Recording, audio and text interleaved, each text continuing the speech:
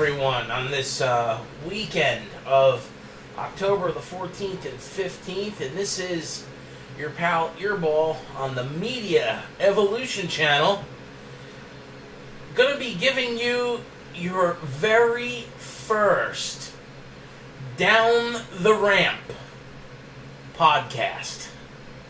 Now, this podcast is going to be different from the review recaps and on either pay-per-views or Monday Night Raw, SmackDown Lives, and eventually the NXT recaps. Because this is going to be more of a full podcast where I give you my opinions and we talk about some important stuff in the news pertaining to pro wrestling. And it's not going to even just be WWE. It's going to be a mixture of worldwide pro wrestling.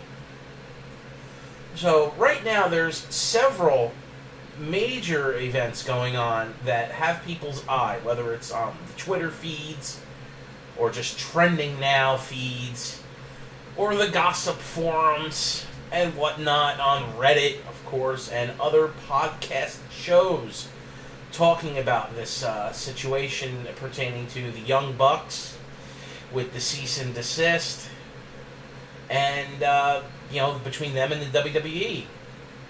Even Roman Reigns chimed in. And, his little interview that he did was pretty revealing. He lovingly talked about Enzo Amore, so if he hates him so much, why did he mention it the way he did? I see through it. And this cease and desist is valid. And I'll explain to you why.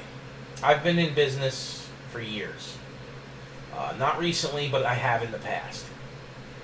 And when you're in business for yourself and you come up with something, and you have a brand, and a very well-known brand, which is the WWE, and you have all these patents and other things that protect your company from people stealing it, whether they are doing it maliciously or not, to make a buck, because it's clearly a money grab on the Young Bucks' part by doing the Too Sweet symbol, and that's related to the WCW purchase that WWE made back in 2001 pertaining to the NWO and the Too Sweet, and there's a reason why things like this are protected. Because the Young Bucks here are very popular indies wrestlers, and they, between their New Japan stuff, their Ring of Honor stuff, and the local talent shows they go to and stuff like that, they're an internet sensation. And not to mention they're talented in the ring, and they're both young guys. They've got years to go in the business. They should be aspiring to get to the WWE. Even though the product in general is kind of not doing well with the ratings and overall in-ring or at arena attendance, I should say, the product is still a strong, publicly traded company. They are the show. You work your ass off in this business of wrestling to get to being on a WrestleMania. No matter how popular Ring of Honor gets, no matter how big New Japan's show is, that's their version of WrestleMania. WrestleMania is the standard for every wrestler to aspire to get to. So first they got to get to the WWE, and by doing little stints like this, it's going to piss a guy like Vince McMahon off. He's got a big ego. He's a rich millionaire that's just, he gets what he wants, and other people under him are going to feel the same way too, especially the ones that have been there a long time. So protecting their brand and anything related to the brand is vital. And for those podcasters out there, and I'll call you out, I really don't care. I know I'm a new guy on the block, but I've been watching wrestling for over 30 years. I've been in business. I've worked at major companies. You have no right saying that the WWE's at fault here because this is petty by calling out the Young Bucks for a cease and desist. You have no clue what the hell you're talking about. Obviously, you've never run a company. Obviously, you've never had someone steal your shit and try to make a buck off of it. Now, yes, the Young Bucks make money, and they have their own merch with their own names on it. But by doing this, they're trying to grab attention from the internet, from mainstream media, from other avenues in which to gather more attention to themselves, to sell even more merch. It's a money grab, guys. It's just like land grabs in politics with nations. Russia wanted to take over Crimea, and that's exactly what they did. They invaded, but they also undermined the government of the Ukraine in order to do it. They built up sympathy with the locals and basically kicked out the Ukrainians because a majority of the people that live in Crimea are pro-Russian. They like Russia. They are Russian descent. They speak Russian. It was a land grab. And the Russian Republic, or I don't even know if I don't think they're a republic. They're not a communist nation, but they're not a republic either. So I don't know what the hell they are, but it doesn't matter. They knew, Vladimir Putin knew he could manipulate the situation. It's exactly what he did. Ultimately, it was a land grab, and it benefited Russia. It didn't benefit no one else. They already had ports there in Crimea that they were paying Ukraine money for to have. So they said, oh, well, we don't need to pay them no more now because we're just going to take it over and we're going to annex the peninsula. Same thing when it comes to business. If you don't put cease and desist out there, people keep using your stuff, and then people be like, well, that's the Young Bucks thing. They do that, right? They do that. You know, look at what's going on with Matt Hardy and Jeff Hardy. They can't do their stuff really on TV, no matter how much the WWE wants to either spend money or lawyer up the Hardys. The Owl Company still has the rights, as of right now, for the broken gimmick. So the Young Bucks just need to cut their shit out, because you know what it's going to ultimately do? It could cost them of ever getting to the WWE. No matter how big they are. Look at how many years it took Sting to get to the WWE. And Sting was one of the hottest tickets back in 2001 when Vince bought WCW, but he walked away from this contract, didn't sign with WWE. He wound up taking, I think, almost a year off, and then eventually making his way over to TNA. Why didn't he want to work for Vince? Or why didn't WWE push to get him there? Triple H was already, at the point where he could, whisper in his ear. I know things are about timing, but it's just an example of don't blow it. Young Bucks, don't be stupid. Don't blow the opportunity that will be before you in the near future, because it will be there. So that's my comments on that, and I just hope they make the right decision and just stop the childish games. And people need to really stop beating on the WWE. They've worked their asses off, Vince and his family and all the people in the hierarchy of that company, to get where that company is now. So they deserve some damn credit. On another note, there's rumors going around about an upcoming Jinder Mahal match where he will face Brock Lesnar at Survivor Series. Nothing's confirmed yet. We haven't seen the angle be portrayed on TV, or I should say the booking be portrayed on TV. If they're going to do champion versus champion, I hope they don't, because the match is going to be horrible. Not to say that Jinder's matches haven't been kind of horrible as he continues to turn into the Incredible Hulk. But Lesnar's matches haven't been that good either. I mean, they are what they are. He's a big dude. He's nasty. He's the beast. And his opponents are pretty big and nasty too. But the matches haven't really been good. The last decent match was the 7-minute match with Goldberg, and that was because they didn't want their match to be horrible again, because they had a horrible match before that. So I don't know what to tell you guys. They're obviously bringing Brock in for a quick little grab that Brock Lesnar's going to be at the pay-per-view. The fact that John Cena will not be at Survivor Series, and there's multiple reasons why Cena won't be there either. Some more news has been broke that possibly John Cena failed a wellness test. So that's why he was yanked off TV even faster than he was supposed to be, because he was actually supposed to be at this year's Survivor Series. It wasn't going to be an issue with him doing filming. He already knew he was scheduled for Survivor Series, but because he failed the wellness test, they're basically suspending him for X amount of days silently. They're not going to announce the suspension. He's going away. He's going to be doing films anyway. So they pulled him off of TV earlier than supposedly they were supposed to, which is one of the reasons they rushed the Roman Reigns match with him and are excluding him from Survivor Series. Otherwise, he was going to be there at Survivor Series this year. He was originally scheduled. So, and it had nothing to do with him being, signed on to do the Bumblebee movie and whatever other projects in Hollywood that he's working on. Which good for John Cena. He definitely needs to look out for his interest. He's earned it.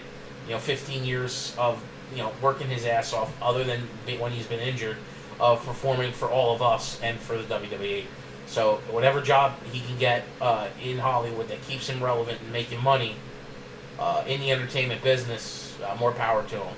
Hats off. I will not talk bad about John Cena at all. The dude has earned the right of being, given the benefit of the doubt of not bashing him at all. And the people that bash him are just jerk-offs, plain and simple. It's one thing to, I don't like John Cena, the wrestler. Well, okay, that's fine. But he's also a man. And he's, might not like his future wife, but he's got to take care of his family, and so he needs to be focusing on his future as a 40-year-old man. On another note, this here is definitely got a lot of my interest, and it's because of where this has been cultivated from. We go out to. I'm assuming by now everybody's watched the Mae Young Classic, and the Mae Young Classic was pretty damn good. These tournaments are definitely something that WWE should be doing on a more recurring basis. I don't know if they need to do the same tournaments every year, but they definitely should have tournaments every year. At the end of the summer, it's really something that they could make their mainstay. Maybe they could even brand it as the annual tournament, or and do a specific, bring a specific name to it besides just the tournament name. Maybe make it some sort of summer fest or something on the WWE network, and where we will know that they're always going to be doing some tournament, whether it's the cruiserweights, the women, tag teams, or King of the Ring style tournament every year between August and September, and they can make it. People talk about October as Oktoberfest. Well, they could call it fucking. Oh, I'm sorry. I didn't want to curse. Did it again. I'm a bad boy. Got a foul mouth. I try not to be foul mouth on the podcast because I want everybody to come and listen. Even if you're young, not too young, but younger, and you're a fan of wrestling, I want you to be able to hear my podcast without somebody yelling and screaming and cursing every 3 seconds. They could call it WrestleFest. I don't know if WrestleFest is grabbed and somebody has that name. Just like they can't call any pay-per-view Halloween Havoc because apparently there's a Halloween company that has that name trademarked. And that's one of the reasons why they haven't brought that name back to WWE since they bought WCW. But this tournament that we have, the Mae Young Classic, showed us a lot of female wrestlers that no one knew. No one knew unless you're watching indies over in Europe or Japan. You don't know most of these girls. There's very few of them that were in the Performance Center or previously on NXT that were in this tournament. And I think that was done on purpose. One, it was to bolster the ranks of the women's division eventually on the main roster. We know that's coming because there's only 6 or 7 women on each show. And that's not enough for legit divisions. Even though they have women's titles representing them, I personally would give the women their own damn night. Give them their own hour, 2-hour show, whatever, hour and a half, whatever. Give it to them and put it on the network. You could showcase some women matches, either championship matches or mainstay names, big names. You can still put them on Raw and SmackDown, but give the women their own show. You got the cruiserweights on Monday night doing shit, and then they got 205 Live. Well, you can do the same thing with the women. You can put them on SmackDown and give them 1 or 2 segments a night, once a week on SmackDown, but also give them an hour show on the network, just the women, and that way you can bring in a women's tag team title and really legitimize the women's division by bringing up 6 or 7 more women out of the women's NXT up to the main roster, because that's what they're ultimately going to do here. They've signed at least half of the women I know of from the Mae Young Classic. One in particular I know they haven't signed, and that I'm going to be talking about here is Toni Storm. My God. Another young talent in the women's division that was showcased. She was showcased big time. She got to the semis and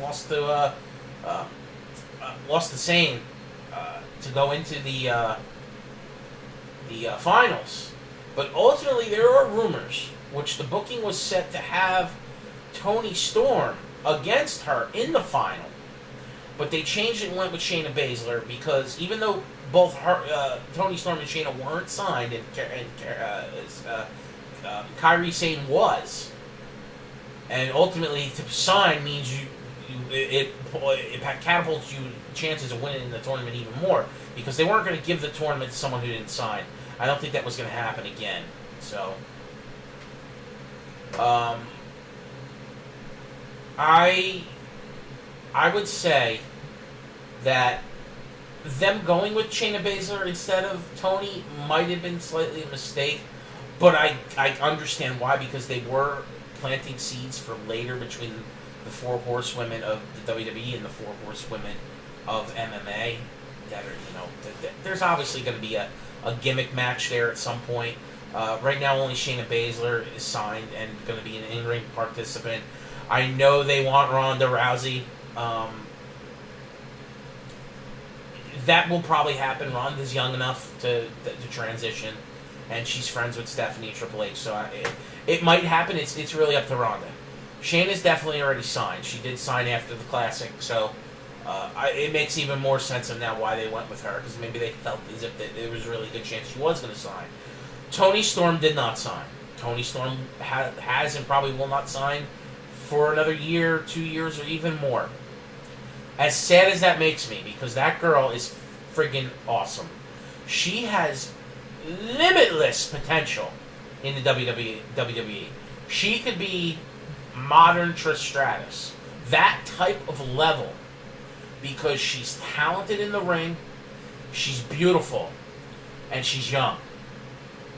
Now, Trish was all those things too, but it took her years to get her in-ring talent really honed in on. Where originally she was just hired as a pretty face, part of that, attitude era, sex sells type thing that they were doing with the women back then. Toni has all that now, and she's like gonna be 22, 23, somewhere around there. I think she's gonna be 22 very soon. So she was 21 at the Mae Young Classic. She's won countless championships around the world already, between Europe and Asia. She's won other tournaments. Hell, I think she just won another tournament over in Germany recently. It's either Germany or Japan. I'd have to go on and look again, because I have her on my Twitter feed. And the girl is just unbelievable. Now, I know wrestling's predetermined, but they predetermine based on how much they like you, too, and how good you perform. How over you are with the crowd, or where they want to go with the angle. Most of the time with tournaments, it's how good you sell your moves from your opponent, how good you can put on moves, and just overall ring presence, and how much the fans gravitate to you after the first couple rounds. Is usually what determines tournament winners. There's a couple other things that do, but it's mostly those things I mentioned. There are a few other things. Like WWE, of course, is going to choose someone that's signed with the damn company, because they know that they can build off of that. Which, look, Kairi Sane is one of the main people going for the title that's been relinquished by Asuka in NXT, because she won the Mae Young Classic. She automatically gets a bid. That's fine. That's the same thing with the Royal Rumble. Win the Royal Rumble, you get your choice of, do you want to go after the WWE World Title, or do you want to go after the Universal Title? And before that, it was just WWE Title. Well, you get an automatic bid, and that's perfectly fine. That's the way things like that should be. And then she'll have other opponents that are predetermined from triple threat matches they've been doing on NXT over the next couple of weeks. And boom, we'll have a fatal 4-way. There'll be a new champion crowned in the next NXT event, which will be at the weekend of Survivor Series, and that's great. Now, pertaining to Toni Storm, I really want people to get on this girl's Twitter, start following her, tell her how good she is, really prop her up, and try to convince her to come to the USA and to wrestle for WWE. You know, to pull out of her other contracts, or to say, listen, I want to go here, because the matches that we could see with her and Asuka, her and Charlotte, Becky Lynch, Bayley, Alexa Bliss, Sasha Banks, you know, and of any order, it really doesn't matter. Even Emma, those girls are kick ass, and they're all on the main roster. I mean, she could even have a good match with, you know, the brute that is Nia Jax. Even though Nia's still green, but she's definitely gotten a lot better. The only girls on the main roster that you wouldn't want to see her have matches with. Oh, she could even have a good match with Mickie James. Mickie James is awesome. She just happens to be elder. You know, she's an older. She's not a spring chicken, but she's a damn good-looking chicken for almost 40 years old. And if you don't think so, you're blind. I mean, the only girls I wouldn't want to see her wrestle would be like Dana Brooke, you know, Alicia Fox. Even though I love Alicia, I just think she's at the end. Oh, she can even have a good match with Natalya. Natalya can still go, even though she's a veteran. I mean, just think like, and that's me talking about girls on the main roster. Not to mention some of the girls like Peyton Royce, Nikki Cross, Ruby Riott, you know, down, and I know I'm missing Ember Moon, you know, other girls that are down on NXT. You know, whether they bring her to NXT first to put her on the main, right? You know, and there's girls that were in the Mae Young tournament that were signed that are going to be really good on NXT and eventually the main roster. That Toni Storm's already, you know, faced overseas. You know, so I mean, it's just the girls are going to be whoop ass, and it really, really hurts me that, you know, Toni Storm is not signed. And there's a couple others that didn't get signed either. Piper didn't get signed.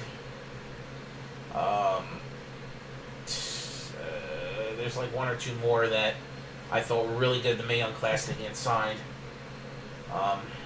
And that's alright. I just hope that they make their way to WWE at some point. You know, I would just like to see them get a shot, even if it's for 1 year, 2 years, whatever. Just a chance to be, you know, to give us matches that have already been seen by others in other countries. You know, you got like the UK, Germany, and Japan. They get to see these matches, guys and gals. They've already seen some of these performers kick ass in the ring. We haven't gotten to see that here in the States, and that's one of the reasons why I want to see WWE do it. I really wish WWE would do collaborations with these other federations overseas. I know they're not gonna, because they're a global, you know, entity, you know, and they go overseas themselves and do shows. But God, imagine New Japan and WWE doing once a year or every biannual event where they both have matches. Yeah, not for titles, just for bragging rights, and we got to see people really go at it. And then you can have creative insight on who goes over between the wrestlers, because the wrestlers know it's more about putting on a good show, not so much the wins or losses. It's the show. And guys like, you know, you got Kota Ibushi, right? And Okada over in Japan. You know, imagine if we got to see Okada and AJ Styles do a match that's in the States televised on pay-per-view. And not, you know, not just in New Japan, because it's been in the New Japan already. But an actual, you know, here thing that is done. And whether they decide for AJ to win or AJ to job, I don't think he would care either way. He wouldn't mind jobbing to Okada, and I don't think Okada would mind jobbing to AJ. But if they did a match where it was 30, 45 minutes, an hour long, and just totally wrecked the freaking arena, it would be one of the biggest pay-per-views ever. And there's other matches you can do there between other stars, you know, with the cross-promotion stuff. So, so what? WWE has to split the purse with another company. That company's not in their market. Like, I could see Ring of Honor being a problem. But New Japan's in New Japan. Unless New Japan comes to North America, they're in a different market. It really shouldn't be as big of an issue. If they did an inter-promotional pay-per-view. I think that, or hell, do it once every 5 years. If you're so worried about it being, so make it an attraction that's rare. Something that you could even promote it. This will only happen once every 5 years. So some of these matches will be once in a lifetime, blah, blah, blah, and that's what they could talk to about, promote it like, I don't know. Maybe I'm just a crazy fan, right? But, I feel as if I'm missing something here. Oh, Neville. That's right. Neville was the other news article I want to bring up that was big. Now, see, like I said, all this revolves around WWE, but you can see I kind of intertwine things by mentioning other feds and things that go on overseas, too. It's all rumors right now with Neville. He was not there Monday night. Now, he might have been pissed as to why that being the reason he wasn't, because he obviously got word that he was going to either have to job to Enzo again, which pissed him off, or he didn't like the creative idea of where they were going with the Cruiserweight division, because Neville's been a workhorse, man. Since he's come back from his injury, he has been the life force in the Cruiserweight division. The Cruiserweight division is irrelevant without Neville. I don't care who else they got there. Enzo's a spark plug, and he helps draw people in because he's captivating. But Enzo isn't Neville. Neville can perform way better in the ring than Enzo can. Enzo could just be the annoying mouth on the mic. And like I said, he's captivating enough to where he could pull people in for views. But ultimately, you need guys with skill that make a lot of sense. I'm not saying that the other guys aren't skillful, but they're not Neville. Botcha Dragon Kalisto will never be Neville. He'll never be Eddie. He'll never be Rey Mysterio. He sucks. Totally sucks. I know why he's there on a standpoint of two things. He's friends with Rey Mysterio. He idolizes Rey, idolizes Eddie. He's a luchador. They want to tap into that market of wrestling because that's the WWE wants to have their octopus hands and everything. He's also there because he wears one of those luchador masks. And it's a marketing thing that they can sell to kids. That's why he's there. Otherwise, Kalisto has been a huge failure of getting over. A huge failure at being anything worth a damn on the main roster. He should have stayed in NXT. But I know why he's up. It's all about money. It always is. That will always be the main thing driving the WWE is their money that they can make, whether it's the individual talent and their profits, or Vince and his deep bags and his huge grapefruits. All right. So everything that's gone down with Neville, I can see why if he is actually frustrated, but the reports are kind of bullshit. They don't know if he walked out. They are hypothesizing that he's walked out. Until we know and have a more definitive answer, people shouldn't be jumping to this, typical internet freaking collusion of, oh my God, he wasn't there, he left, yeah. Don't believe the hype, people. Look at all the crap they've been doing to you for years with CM Punk. Oh, CM Punk is coming back to the WWE. Blah, blah, blah, blah, blah, blah. Yeah. No, CM Punk's not coming back. He would have came back already. He'll probably be back at some point to get inducted to the Hall of Fame, but I don't think he'll ever be back in the ring. I would like him to be. I think he could, finish out his career there and have some really good matches with some of these other guys. But it is what it is. So let's keep our eyes open and our ears wide out, listening for anything on Neville in the weeks to come. Hopefully, it's all good news and we see him back on WWE TV soon. And I'll keep you posted on any of the information for anything I'm talking about here in the near future. If I hear something, because I listen to a lot of stuff too and read a lot of stuff, I will be letting you know. And let me end it with this. I'm going to talk a little bit about Daniel Bryan. Daniel Bryan has been cleared by 5 doctors now. 5 different neurological doctors, 2 of which are neurological surgeons, One's a specialist in concussions that I know of so far. I really would have to dig into each doctor's background, but it's 5 doctors now, and the doctor that won't clear him is WWE's doctor. Now, part of that reasoning is because WWE pays the doctor, so ultimately it's WWE that does not want to clear him for in-ring action. I think it's a mistake. They should use Daniel still on a limited basis in the ring because he is extremely over with the crowd. He can still be GM, but he can be an actively in-ring GM once in a while as needed, pay-per-views and stuff. He doesn't have to wrestle each week on the show. And even if he does a pay-per-view, he can do a tag match to where he's not killing himself because he has a partner to also help him out throughout the match. So, and the minute he gets a concussion, they pull him. Say, listen, that's it. You get another concussion, you're never wrestling for us again. We can't risk you hurting yourself long term. And that's why, that's one of the reasons Daniel Bryan's not wrestling. WWE does not want to see this man, when he's 50 years old, drooling all over himself. That would hurt him, his wife, and his child. And they don't want to see that. They also don't want to get sued, because lawsuits happen. People start, chirping in Bryan's ear, and in 10, 15 years he sues them. Because he's got irreversible brain damage from all the concussions he took while he was in the ring, which were in the ring well before he was with the WWE as well.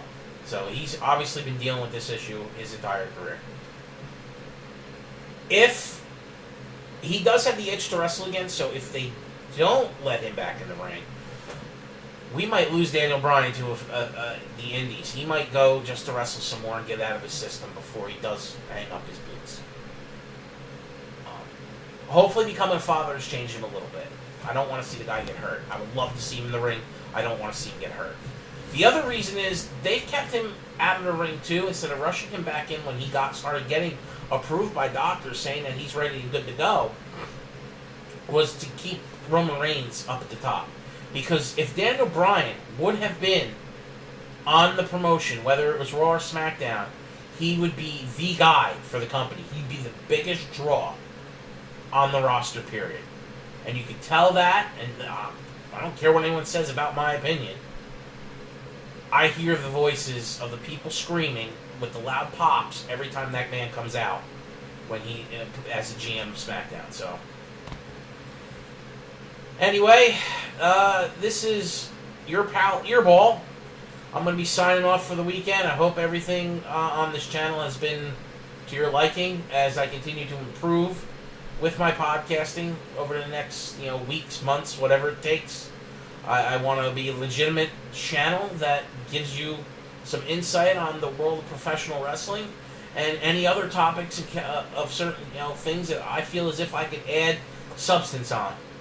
So, anyway, have a good weekend and come back for Monday Night Raw's recap on Tuesday. Usually I do my recaps the day after the actual show, because I watch the show and then I listen to some other stuff and then I do my recaps so that I can process something that sounds kind of like a decent show for you for each of them as well. Anyway, and if anybody has any pointers or things that you think I could better purpose the channel with, or things that I talk about and whatnot, and how I present myself and the channel, please drop it in the comments. Give me a like, give me a thumbs up, finger bang that subscribe button, and come back next week for your Monday Night Raw recap and your SmackDown Live recap, leading up into the following pay-per-view coming up in the next week or two as well. I have to double check the schedule. I believe it's the week of Halloween is the next pay-per-view. So, anyway, Earball out!